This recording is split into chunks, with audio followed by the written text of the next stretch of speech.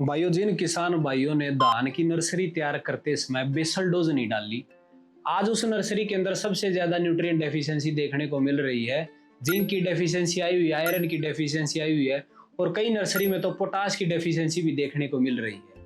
जिन भाइयों ने बीज उपचार नहीं किया था, आज झंडा रोग के ऑलरेडी सिम्टम दिखाई दे रहे हैं, नर्सरी में ही झंडा रोग आ चुका है। और जिन किसान भाइयों ने सिंचाई ढंग से नहीं की, उसमें तो जर्मिनेशन ही ढंग से नहीं हुआ, आधे से ज्यादा बीज तो शुरुआती एक हफ्ते के अंदर ही नष्ट हो चुका है। तो साथियों, मैं केवल एक ही बात बताना चाहता हूँ, धान की नर्सरी को तैयार करना किसी आर्ट, किसी कला से कम नहीं है। लगभग 21 से भी ज्यादा बातों का ध्यान रखना होता है, तब जाकर एक स्वस्थ नर्सरी तैयार होती है। तो भाइयों, इसीलिए आज के इस एपिसोड में हमने धान की नर्सरी से रिलेटेड लगभग सारे डाउट क्लियर करे हैं। 21 मुद्दों पर हम चर्चा करेंगे कि धान की एक स्वस्थ नर्सरी कैसे तैयार की जाए, अगर कुछ गलतियां आपसे पहले हुई हैं तो उन्हें कैसे सुधारा जाए। इन सब बातों पर हम डिटेल डिस्कशन करेंगे।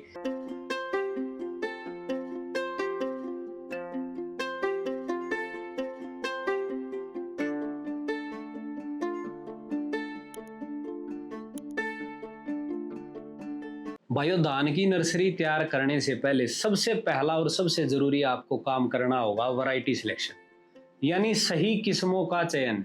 आप इसको पहली सीढ़ी मान के चलें। अगर यहाँ गलती हुई तो बाद में घाटा होगा। बेशक फिर आप और मैं चाहे कितनी अच्छी पैकेज ऑफ प्रैक्टिसेस क्यों ना कर ले, फिर वो प्रोडक्शन नहीं निकलेगी। जो किसान भाई अक्सर गलती करते हैं, हम जब भी वैरायटी का चुनाव करते हैं केवल दो बातों का ध्यान रखते हैं, केवल दो पैरामीटर्स का ध्यान रखते हैं। पहली बात जिसका हम ध्यान रखते हैं कि कौन सी वैरायटी प्रोडक्शन ज्यादा देती है। दूसरी जिस बात का हम ध्यान रखते हैं कि हमारी मार्केट के अंदर किस वैरायटी का ज्यादा रेट है। बस ये दो चीज फुलफिल हो जाए, फिर किसान भाइयों को वही वैरायटी लगानी है, फिर दूसरी वैरायटी की तरफ देखते ही नहीं। लेकिन ये हमारी सबसे बड़ी गलती है। कुछ और पैरामीटर्स भी है जिसका आपको ध्यान रखना है वैरायटी सिलेक्शन के टाइम पे, जैसे कि डिसीज रेजिस्टेंट, यानी बीमारियों से लड़ने की शक्ति, रोग विरोधक क्षमता। इसको भाइयों एक उदाहरण से समझते हैं, तब शायद आपको थोड़ा क्लैरिटी मिलेगी। हम सभी किसान भाई जानते हैं कि धान की खेती की सबसे घातक बीमारी है झंडा रोग। ये बीमारी एक फंगस के कारण आती है और जब ये फंगस हमारे पौधों में अटैक करती है तो हमारे पौधे के अंदर जिबरेलिक हार्मोन ज्यादा बढ़ जाता है। यानी जितना विकास उस पौधे को पूरी फसल के 4 महीने की स्टेज में करना था, वो सारा विकास 1 महीने के अंदर ही कर लेता है। और जब सारा विकास कोई भी पौधा अपनी पूरी उम्र एक बार जी लेता है तो उसके बाद होगा क्या, वो पूरा पौधा मर जाता है।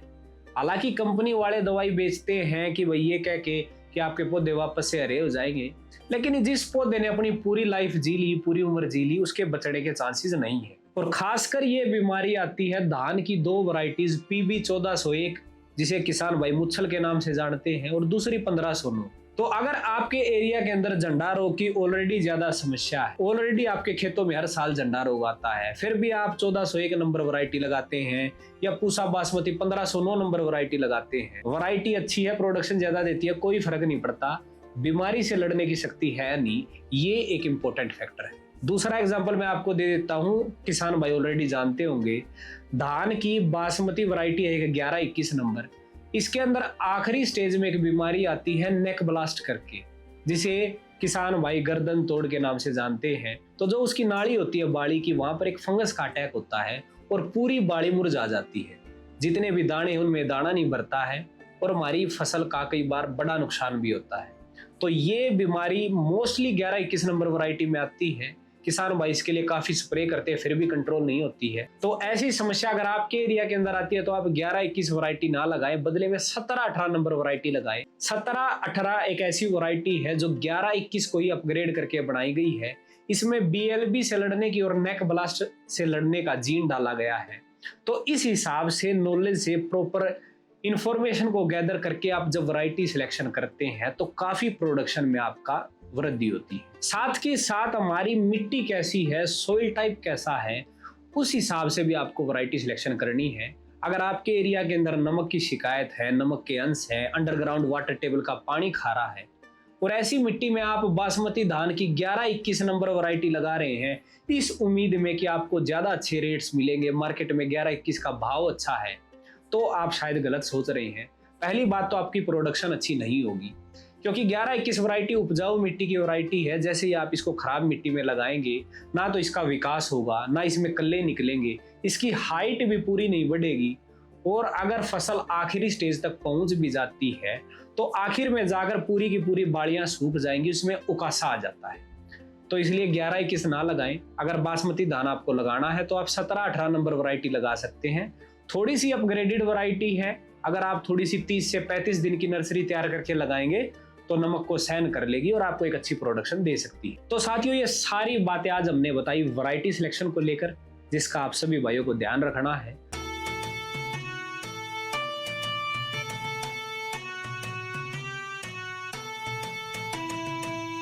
तो भाई, धान की नर्सरी तैयार करने से पहले तो क्यारी बनानी होती है। अब क्यारी कैसे बनाई जाती है इसको भी एक बार समझते हैं। 1 एकड़ में 8 कनाल होती है, एक कनाल में 20 मरले होते हैं और एक मरले का एरिया होता है लगभग 250 स्क्वायर फीट। इस हिसाब से आप एक कनाल का एरिया कैलकुलेट करेंगे तो बैठता है 5000 स्क्वायर फीट। एग्जैक्ट नहीं है, थोड़ा बहुत ऊपर नीचे हो सकता है, लेकिन 5000 स्क्वायर फीट हम मान के चलेंगे। अब मान लो कि एक किसान है जिसको एक कनाल में अपनी नर्सरी तैयार करनी है और उसके पास कोई इंची टेप नहीं है, तो कैसे एग्जैक्ट एरिया माप सकता है कि पूरी एक कनाल बैठे। साथियों, कई बार हमारा खेत इंची टेप का काम करता है। हम सब जानते हैं हमारे खेत की एक तरफ की लंबाई होती है 200 फीट और दूसरी तरफ की लंबाई होती है 220 फीट। और ज्यादातर जो किसान भाई अपनी नर्सरी बनाते हैं वो हमारे खेत की बाउंड्री पर बनाते हैं ताकि आने जाने में आसानी हो, प्योद ले जाने में आसानी हो। अगर आप 200 फीट की लंबाई लेकर चलते हैं क्यारी बनाने के लिए तो आपको चौड़ाई रखनी होगी 25 फीट, और अगर आप 220 फीट की लंबाई लेकर चलते हैं तो आपको चौड़ाई रखनी होगी 22 फीट। ये जो दो आपकी क्यारी बनकर तैयार हुई, ये एग्जैक्ट एक कनाल है। 5000 स्क्वायर फीट का एरिया ये बनकर आएगा। आप बेशक इसको कैलकुलेट कर लें, आप अपनी मर्जी के हिसाब से नर्सरी बना सकते हैं। अब जो सवाल किसान भाई मेरे से करेंगे कि एक कनाल से लगभग कितने एकड़ की प्योद बनकर तैयार होती है, तो आप मान लीजिए 10 से 15 एकड़ की प्योद आसानी से एक कनाल नर्सरी में से निकल जाती है। अगर कोई छोटा किसान है, केवल 5 से 6 एकड़ की नर्सरी तैयार करना चाहता है, तो वो इसकी लंबाई को आधा कर सकता है। 200 फीट की तरफ अगर क्यारी बना रखी है तो 100 फीट क्यारी कर सकता है, और अगर 220 फीट की तरफ हमने क्यारी बनाई है तो 110 फीट हम लंबाई ले सकते हैं। तो ये हमारी आधी कनाल होगी। तो इस हिसाब से हमने सीखा क्यारी कैसे बनाई जाती है। लेकिन सबसे बड़ी कंफ्यूजन किसान भाइयों को अक्सर रहती है, वो है धान की खेती के लिए सीड रेट यानी बीज दर कितनी इस्तेमाल करें। आमतौर पर जो सिफारिश की जाती है वो है 5 से 6 किलो प्रति एकड़ बीज। लेकिन किसान भाई कोई भी बीज के हिसाब से बुआई नहीं करते, वो अपने एरिया के हिसाब से बुआई करते हैं। अक्सर उनका सवाल रहता है कि एक कनाल में नर्सरी तैयार करनी है तो कितना बीज लगेगा, आधी कनाल में नर्सरी तैयार करनी है तो कितना बीज लगेगा। तो आज हम इसी आधार पर हमारा सीड रेट को समझेंगे। आपको यह भी समझना होगा कि हर क्षेत्र की मिट्टी अलग है, सोइल टाइप अलग है। कहीं पर हल्की मिट्टी है, कहीं पर उपजाऊ मिट्टी है। तो आपकी मिट्टी के अंदर कितना सीड रेट रखना है, कितनी बीज दर रखनी है, इसको एक बार जान लेते हैं।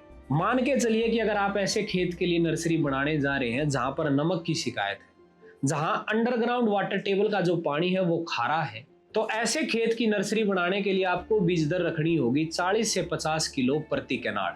हमने बीज दर थोड़ी सी कम इसलिए ली है ताकि उसका तना मजबूत हो और वो नमक की धरती में जाकर एक बार के लिए सरवाइव कर सके। एक बार अगर पौधा कल्ले निकालना स्टार्ट कर देता है, खेत को ढक लेता है, उसके बाद इतनी ज्यादा समस्या नहीं आती। दूसरा, अगर आप ऐसे खेत के लिए नर्सरी तैयार कर रहे हैं जहां उपजाऊ मिट्टी है, मीठे पानी की सप्लाई है, तो आपको जो सीड रेट रखना है, बीज दर रखनी है, वो रहेगा 50 से 60 किलो प्रति कनाल। और साथ में आप ये भी ध्यान रखें, ऐसे खेतों की नर्सरी बनाते समय आप 25 दिन से बड़ी नर्सरी ना लें। जितनी छोटी नर्सरी होगी, रुपाई के बाद उतनी जल्दी ग्रोथ करेगी, उतने जल्दी कल्ले निकालना स्टार्ट करेगी। और जो ये हफ्ता से 10 दिन हम बचाएंगे नर्सरी के दिनों में, ये 10 दिन आगे काउंट होंगे हमारे टिलरिंग स्टेज में। यानी पहले अगर 35 दिन तक हमारी टिलरिंग हो रही थी तो 10 दिन और ऐड कर दो, अब 45 दिन मिलेंगे टिलरिंग के लिए। यानी कल्ले ज्यादा निकलेंगे, और जितने ज्यादा कल्ले होंगे उतनी ज्यादा बालियां होंगी और उतनी ज्यादा हमारी प्रोडक्शन होगी। इसलिए उपजाऊ खेती वाले किसानों को मैं कहना चाहूंगा 25 दिन से ज्यादा आप नर्सरी ना करें। तो ये हमने समझा सीड रेट के बारे में। हल्की मिट्टी में बीज दर कितनी रखनी है, भारी मिट्टी में बीज दर कितनी रखनी है, हमारी क्यारी कैसे बनानी है, ये सारे डाउट हमने आपके क्लियर किए।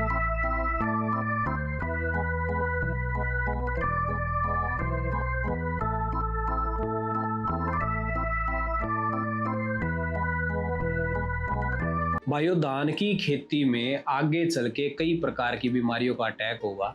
इसमें से कुछ बीमारियां ऐसी होंगी जो फंगल इन्फेक्शन से फैलती हैं और कुछ डिसीज ऐसी होंगी जो बैक्टीरियल इन्फेक्शन से फैलती है। आप सब किसान भाई जानते हैं आमतौर पर जो धान की खेती में बीमारी आती है, शीत ब्लाइट होगी, शीत ब्लास्ट होगी, नेक ब्लास्ट होगी या झंडा रोग जिसको बकानी डिसीज कहते हैं, ये सारी बीमारी फंगल इन्फेक्शन से फैलती है। और बैक्टीरियल इन्फेक्शन से भी फैलने वाली कुछ बीमारियां जैसे बैक्टीरियल लीफ ब्लाइट धान की सबसे घातक बीमारी है। एक पैच के अंदर ये बीमारी आती है और जो किसान भाई स्प्रे करते हैं टंकी जहां आ जाती है, पूरे खेत में फैल जाती है। इन सभी बीमारियों की रोकथाम के लिए अक्सर किसान भाई को स्प्रे करने पड़ते हैं। 3 से 4 स्प्रे बासमती धान में किसान भाई करता है, उसकी जेब खर्च बढ़ता है, उसकी लेबर की कॉस्ट बढ़ती है और आखिर में जाकर प्रोडक्शन लॉस होता है, वो अलग। तो भाइयों, इन सभी बीमारियों को कंट्रोल करने के लिए बीज उपचार कैसे करना है, सीड ट्रीटमेंट कैसे करना है, ये हम आज आपको बताएंगे एक कनाड़ नर्सरी के हिसाब से। अब मान लीजिए कोई एक किसान है जो एक कनाड़ नर्सरी तैयार करने जा रहा है, जिसके लिए वो 50 किलो बीज का इस्तेमाल करने वाला है। 50 किलो बीज के लिए आपको इस्तेमाल करना है 60 लीटर पानी, यानी 1.25 लीटर प्रति केजी सीड के हिसाब से हम पानी लेंगे। इस पानी के अंदर सबसे पहले हमें एक फंगिसाइड को मिलाना होगा ताकि धान में आने वाली सभी प्रकार की फंगस से हम रोकथाम पा सके। फंगिसाइड हम कौन सा लेंगे? 1263 फंगिसाइड, जिसके अंदर 12% कार्बेंडाजिम हो और 63% मैंकोजेब हो। ये एक सिस्टमिक फंगिसाइड है और साथ के साथ कॉन्टैक्ट फंगिसाइड है, लगभग धान की सभी बीमारियों को कंट्रोल करता है। अब बात आती है इसकी डोज हमें कितनी लेनी है। इसकी डोज हमें लेनी है 3 ग्राम पर केजी सीड के हिसाब से। क्योंकि हमने 50 किलो बीज लिया तो हम इसकी डोज लेंगे 150 ग्राम। 150 ग्राम दवाई हम 60 लीटर पानी के अंदर मिला देंगे, 50 किलो इसके अंदर बीज मिला देंगे, तो ये हमारा फंगिसाइड का सीड ट्रीटमेंट हो चुका है। लेकिन अब कुछ बीमारियां बैक्टीरियल इन्फेक्शन से भी फैलती हैं, उसके लिए हमें एक एंटीबायोटिक की जरूरत पड़ेगी, क्योंकि 1263 फंगिसाइड बैक्टीरियल डिसीज पर काम नहीं करेगा। तो उसके लिए हमें कौन सा लेना है?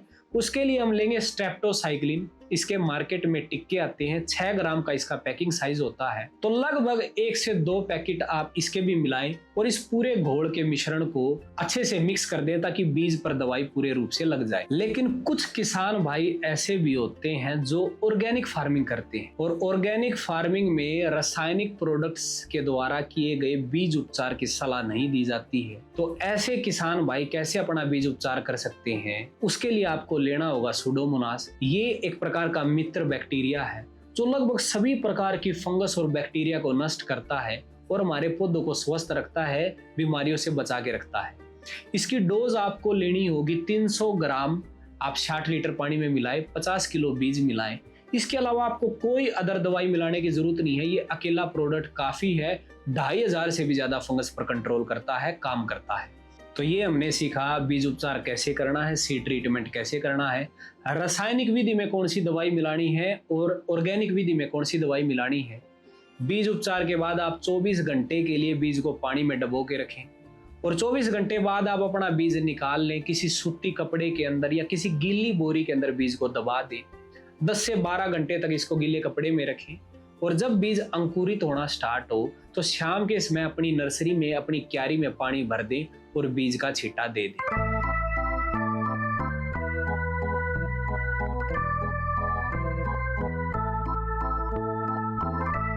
तो भाई हमने बीज उपचार कर लिया, सीड ट्रीटमेंट कर लिया, तो अब भूमि उपचार की क्या जरूरत है? ऑलरेडी सारी दवाई हमने सीड ट्रीटमेंट में इस्तेमाल तो कर ही ली है। बहुत सारे किसान भाई हैं जो बीज उपचार करते हैं, लगभग सारे किसान भाई फॉलो करते हैं। लेकिन आपको बहुत ही रेयर ऐसे किसान मिलेंगे जो भूमि उपचार करते हैं।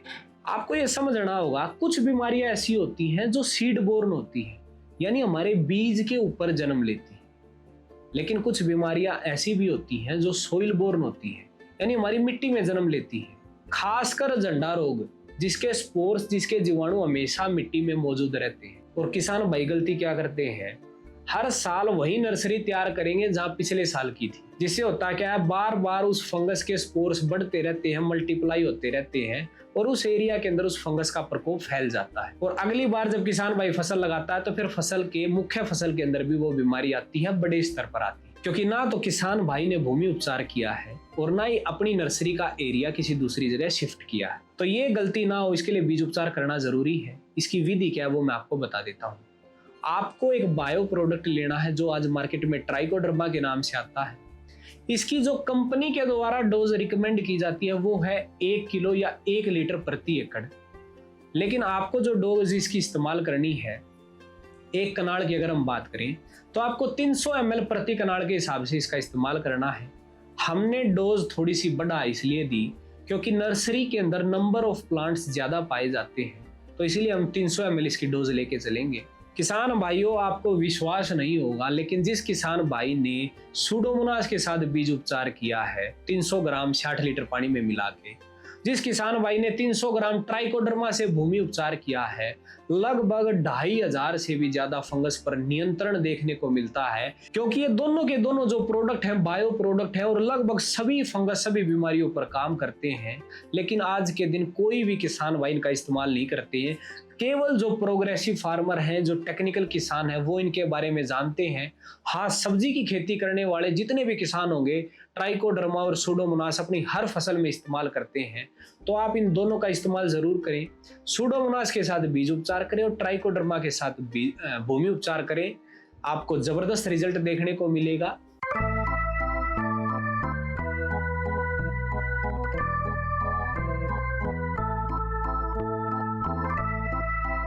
साथियों, धान का जो एक सीड होता है, एक बीज होता है, उसमें लगभग इतना भोजन होता है, इतनी उसमें खुराक होती है कि वो 15 दिन तक हमारी फसल को खाना खिला सकता है।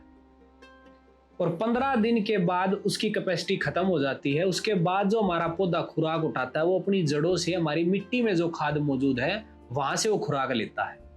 अब मान लो आपकी मिट्टी में पहले से कोई खाद है नहीं, आपने कुछ खाद डाली नहीं और आपके पौधे को खाद मिली नहीं, तो आपका पौधा स्ट्रेस में जा सकता है। इसीलिए आमतौर पर जो किसान भाई हैं 15 दिन पर पहला यूरिया डालते हैं ताकि पौधे को खुराक मिल जाए।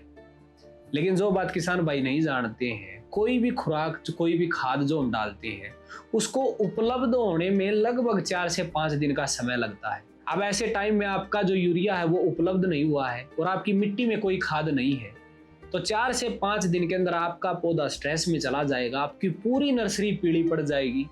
उसके बाद बेशक आपका खाद मिल भी जाए लेकिन आपके पौधे ग्रोथ नहीं करेंगे, विकास नहीं करेंगे। तो इसीलिए ये जरूरी हो जाता है कि कुछ ना कुछ हमें बेसल डोज के रूप में देना है जो 15 दिन की नर्सरी को जीवित रखे, उसको खुराक देता रहे। अब इसके अंदर भी 2 विधि आज मैं आपको बताऊंगा। पहली और सबसे जो बेस्ट विधि मानी जाती है किसान भाइयों के द्वारा वो है FYM खाद विधि। नर्सरी लगाने से करीब 2 महीने पहले आप देसी खाद को FYM खाद यानी कंपोस्ट खाद में कन्वर्ट करें। उसकी विधि कैसे है, वो खाद आपको कैसे बनानी है, इसके लिए हमने एक डेडिकेटेड वीडियो बनाई है जिसके अंदर पूरा प्रोसेस समझाया है कि आप किसी भी देसी खाद को बिल्कुल आसान तरीके से किन्हीं बायो फर्टिलाइजर के साथ खाद बना सकते हैं। ये वीडियो आप जरूर देखें। अब जब भी आप नर्सरी की बिजाई करें, बिजाई करने के बाद इस FYM खाद को अपने बीजों के ऊपर फैला दें। ज्यादा मोटी लेयर नहीं फैलानी है, केवल आपको इतनी मात्रा में खाद चाहिए कि आधा सेंटीमीटर की परत बीज के ऊपर बन जाए। अब इससे होगा क्या, ये खाद हमने क्यों डाली है? साथियों, धान की सबसे स्वस्थ नर्सरी तैयार करने का अगर एकमात्र फॉर्मूला आपको बता दिया जाए तो वही है कि जिस मिट्टी के अंदर नमी पकड़ने की शक्ति होगी वो नर्सरी सबसे बेस्ट होगी। और जब आप FYM खाद डालते हैं तो हमारे बीजों के पास हमेशा ऑर्गेनिक कार्बन मौजूद रहता है और ऑर्गेनिक कार्बन में शक्ति होती है कि वो हवा भी पकड़ के रखता है और नमी भी पकड़ के रखता है। और बीजों के पास जब ऑर्गेनिक कार्बन, हवा और नमी तीनों चीज होती हैं तो हमारी नर्सरी अच्छे तरीके से विकास करती है और एक स्वस्थ नर्सरी तैयार होती है। दूसरा फायदा है FYM खाद डालने का कि अब हमें कोई भी रासायनिक प्रोडक्ट अलग से डालने की जरूरत नहीं है। DAP, यूरिया जैसे प्रोडक्ट डालने की जरूरत नहीं है। ये जो खाद हमने डाली है ये पर्याप्त है, सभी प्रकार के पोषक तत्व हमें मिल जाएंगे। खासकर कुछ किसान भाइयों ने तो ये भी नोट कराया है, जब वो रासायनिक खाद डालकर नर्सरी तैयार करते हैं तो जो हमारी नर्सरी तैयार होती है वो कमजोर तैयार होती है, थोड़ी नरम प्यो तैयार होती है। लेकिन गोबर की खाद से तैयार की गई नर्सरी हमेशा मजबूत नर्सरी तैयार होती है। तो आप ये विधि अपना सकते हैं, खाद डाल के आप अपनी नर्सरी में पानी लगा दें। इसके बाद आपको कुछ करने की जरूरत नहीं है, आप केवल अपनी नर्सरी को ऑब्जर्व करें। अगर किसी पोषक तत्व की कमी दिखती है तो आप स्प्रे के माध्यम से दे सकते हैं। जिन किसान भाइयों के पास FYM खाद मौजूद नहीं है, देसी खाद मौजूद नहीं है, तो वो बेसल डोज में कौन से फर्टिलाइजर डालें। तो जब भी आप नर्सरी की बिजाई करें, आखिरी वाई केस में आपको कुछ फर्टिलाइजर डालने हैं, उन्हें आप नोट डाउन कीजिए। आप यूरिया ले 3 किलो, सिंगल सुपर आपको लेना है 7 से 8 किलो। आपको जिंक सल्फेट जरूर डालना है, क्योंकि धान की नर्सरी में सबसे ज्यादा जो डेफिशिएंसी आती है वो जिंक की आती है। इससे खैरा डिसीज बनने की भी संभावना रहती है। तो जिंक आज मार्केट में 2 टाइप का आता है, 21% और 33%। अगर 21% वाला आप डाल रहे हैं तो आपको 5 किलो लेना है, और 33% वाला आप डाल रहे हैं तो आपको 3 किलो लेना है। तो ये 3 फर्टिलाइजर तो आपको डालने ही डालने हैं, यूरिया, सिंगल सुपर और जिंक। साथ में अगर आप डालना चाहते हैं तो आप पोटाश भी डाल सकते हैं 4 से 5 किलो, क्योंकि धान की नर्सरी में कई बार पोटाश की कमी आती है, हमारे पत्ते लाल रंग के हो जाते हैं। तो उसके लिए आप 4 से 5 किलो बुआई के समय पोटाश डाल सकते हैं। तो ये फर्टिलाइजर आपको बेसल डोज में लेने हैं। हाँ, सल्फर आप ना लें, इसको थोड़ा अवॉइड करें, क्योंकि जब हम नर्सरी में सल्फर डालते हैं तो हमारी जड़ों का विकास ज्यादा होता है, और बाद में जो हमारी लेबर है वो किचकिच करती है कि पौधे टूट रही हैं, जड़ें टूट रही हैं। अब बात कर लेते हैं यूरिया फर्टिलाइजर के ऊपर, जिसको लेकर अक्सर किसान भाइयों के मन में डाउट रहता है, यूरिया खाद डालें या खाद ना डालें। साथियों, जिस नर्सरी के अंदर यूरिया खाद का प्रयोग किया जाता है वो नर्सरी थोड़ी सी नरम, थोड़ी सी कमजोर नर्सरी तैयार होती है, क्योंकि उसके अंदर नाइट्रोजन की मात्रा ज्यादा होती है, थोड़ा सा वनस्पति विकास ज्यादा होता है। हालांकि जो किसान भाई FIM कंपोस्ट खाद डाल के नर्सरी तैयार करते हैं वो नर्सरी स्वस्थ और मजबूत तने की नर्सरी तैयार होती है। लेकिन फिर भी अगर आपके एरिया के अंदर नर्सरी ग्रोथ नहीं कर रही है, बढ़वार नहीं कर रही है, धान की रुपाई का समय आ चुका है, तो किसान भाइयों को यूरिया डालना पड़ता है। उसके लिए आप पहली यूरिया की डोज का इस्तेमाल करें लगभग 15 दिनों के ऊपर।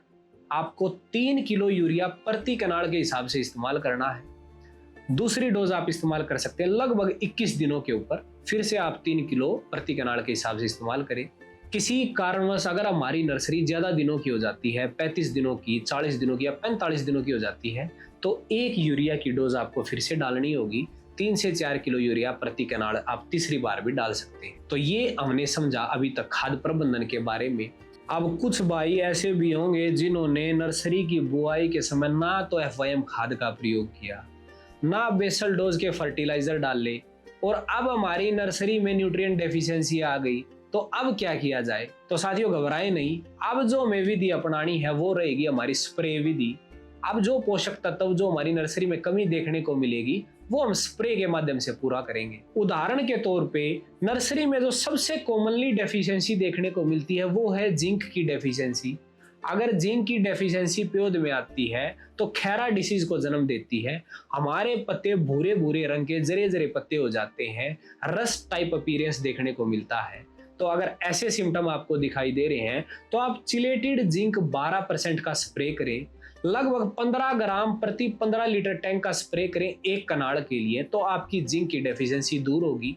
लेकिन एक स्प्रे से काम नहीं चलेगा, 3 से 4 दिन के गैप पे आपको कम से कम 2 स्प्रे 3 स्प्रे भी निकालने पड़ सकते हैं। दूसरा, जिस नर्सरी के अंदर आपको सफेद रंग के पत्ते दिखाई दे रहे हैं, सफेद सफेद धारियां दिखाई दे रही हैं पत्तों पर, तो ये है लोहे की डेफिशिएंसी यानी आयरन डेफिशिएंसी।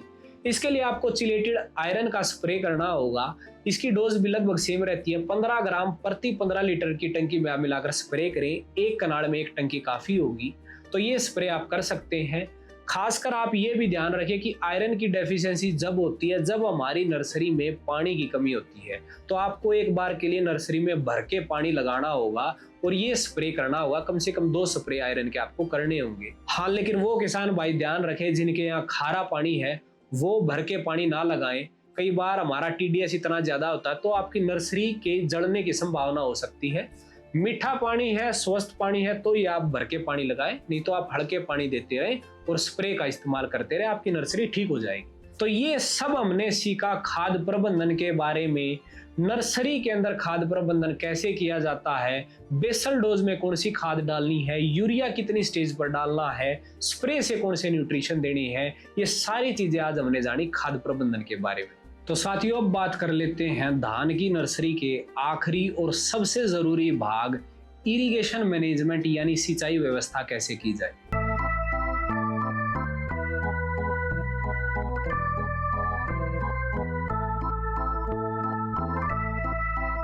मैंने बहुत सारे किसान भाइयों को देखा है जिन्होंने बनी बनाई नर्सरी को खराब कर दिया क्योंकि केवल उनकी सिंचाई व्यवस्था ठीक नहीं थी, इरिगेशन मैनेजमेंट ठीक नहीं थी। आपको भाइयों ये समझना होगा, धान का जो एक बीज होता है जिसे हम नर्सरी में डालते हैं, उसको जर्मिनेट होने में लगभग 3 दिन का समय लगता है, यानी कि जड़ पकड़ने में लगभग 3 दिन का समय लगता है। आप नोट करना, जब तक उसका ऊपर का जो भ्रूण है वो आपको सफेद नजर आ रहा है, जो घुंडर है आप जो भी बोलते हैं उसको, जब तक वो आपको सफेद नजर आ रहा है, इसका मतलब उसने अभी तक अपनी जड़ नहीं पकड़ी है। और लगभग 3 दिन में वो जड़ पकड़ता है, तब वो हरा होना स्टार्ट होता है और अगले 3 दिनों तक लगभग उसकी जड़ों का विकास चलता है। तो इसीलिए जो शुरुआती 1 हफ्ता है उसके अंदर नमी को बनाए रखना किसान का सबसे बड़ा चैलेंज है। अब यहाँ समस्या क्या आती है, आमतौर पर जो नर्सरी तैयार की जाती है वो जून महीने में की जाती है और जून महीने के अंदर सबसे ज्यादा गर्मी पड़ती है, सबसे ज्यादा सूखा मौसम रहता है, सबसे ज्यादा लू चलती है और बीज हमारा धरती के ऊपर खुला पड़ा होता है।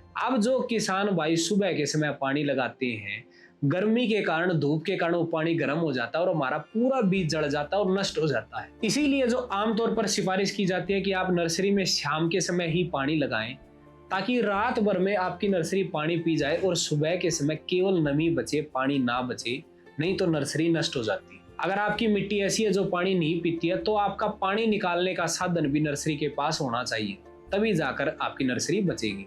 अब इसमें दूसरा चैलेंज भी है जिसको बहुत कम किसान भाई जानते हैं। कई बार किसान भाई शाम के समय पानी लगाते हैं, सुबह तक धरती पानी पी भी जाती है, लेकिन फिर भी हमारे बीज सूख जाते हैं, मुरझा जाते हैं। उसका क्या कारण होता है? साथियों, जिस धरती के अंदर पानी पीने की कैपेसिटी है, जो सुबह तक धरती पानी पी जाती है, उसके बाद अगले दिन पूरा दिन तक जो हमारा बीज होता है वो धरती पर खुला पड़ा रहता है, ऊपर से धूप की गर्मी पड़ती रहती है, जिससे हमारे जो कोमल भ्रूण है, जो बीज के अंकुरण है, वो सूख जाते हैं गर्मी में और मुरझा जाते हैं। इसीलिए आपके साथ ऐसी प्रॉब्लम ना हो, इसके लिए आपको एक एडिशनल सावधानी करनी होगी। शाम के समय आप पानी लगाएं और हर सुबह 10 से 11 बजे आपको एक खाली पानी का स्प्रे करना है। खाली पानी का स्प्रे करना है जिससे आपके बीजों में बस नमी बनी रहे, पानी ना हो। डोज कितनी रखनी है? 20 किलो बीज के लिए आपको 80 लीटर पानी का इस्तेमाल करना है और 10 से 11 बजे आप ये स्प्रे करें जब गर्मी बढ़ना स्टार्ट होती है। इससे होगा क्या कि पूरे दिन के लिए एक हल्की सी नमी बरकरार रहेगी और आपके बीज नहीं मरेंगे, उस पानी से मॉइस्चर लेके वो जीवित रहेंगे। कितने दिनों तक ये प्रोसेस रिपीट करनी है? जब तक आपको बीजों का जो अंकुरण है वो सफेद नजर आ रहा है, आपको हर सुबह ये स्प्रे करना है। जब वो हरा होना स्टार्ट हो जाएगा, जब वो जो उसका गुंडर है वो हरा पत्ता बनना स्टार्ट हो जाएगा, तब आप ये स्प्रे रोक सकते हैं। लगभग 3 से 4 दिन के अंदर हमारा बीज हरा होना स्टार्ट हो जाता है। इसका मतलब है कि अब उसने जड़ पकड़ ली है, अब वो नीचे से पानी खींच लेगा, ऊपर से पानी आपको देने की जरूरत नहीं है, अब उसमें मरने का कोई चांस नहीं है। तो ये सावधानी हमें रखनी है इरिगेशन मैनेजमेंट में। तो आई होप किसान भाइयों, आज के एपिसोड में आपको काफी नई बातें सीखने को मिली होगी। आज धान की नर्सरी से रिलेटेड हमने काफी नए मुद्दों पर बात की। हमने इरिगेशन मैनेजमेंट को समझा, हमने बीज उपचार को समझा, हमने खाद प्रबंधन को समझा, हमने क्यारी बनाने की प्रोसेस क्या होती है उसको समझा। तो बदले में सभी किसान भाइयों से एक ही रिक्वेस्ट है कि अगर आपने अभी तक हमारा चैनल सब्सक्राइब नहीं किया तो जल्दी से अपना प्यार दिखाएं, हमारे चैनल को सब्सक्राइब करें। और एक प्रॉमिस हम आपको करते हैं कि धान की खेती का सेकंड पार्ट हम जल्द ही अपलोड करेंगे, जिसमें धान की खेती के सारे डाउट किसान भाइयों के क्लियर करेंगे। कैसे खाद प्रबंधन करनी है, कैसे स्प्रे शेड्यूल रखना है, कितने स्प्रे करने हैं, कितने दिनों पर स्प्रे करने हैं, एक एक डिटेल हम आपके लिए लेकर आएंगे। और एक नया मुद्दा जिसके बारे में किसान भाई नहीं जानते हैं, धान की खेती में अगर आप प्रोडक्शन निकालना चाहते हैं तो हमारा गेम चेंजर फर्टिलाइजर जो रहने वाला है वो रहेगा पोटास। और हम आपको ये भी बताएंगे कि पोटास के इस्तेमाल से कैसे आप कीट प्रबंधन, बीमारी प्रबंधन कर सकते हैं। इस मुद्दे पर आज तक किसी वीडियो में बात नहीं हुई है, इस फैक्ट को भी हम डिस्क्लोज करेंगे हमारी अगली वीडियो में। लेकिन उसके लिए आपको इस चैनल को सब्सक्राइब करना होगा, नोटिफिकेशन बटन पर दबाना होगा, ताकि जब वो वीडियो अपलोड हो आपके मोबाइल पर मैसेज आ जाए। तो धन्यवाद किसान साथियों, जय जवान जय किसान। आप इस वीडियो के बाद हमारी पुरानी वीडियो भी देख सकते हैं, जिसके अंदर हमने धान की खेती के किसान से चर्चा की, वो कैसे हर साल 40 से 50 लाख रुपए की इनकम कमा रहे हैं केवल धान की खेती करके।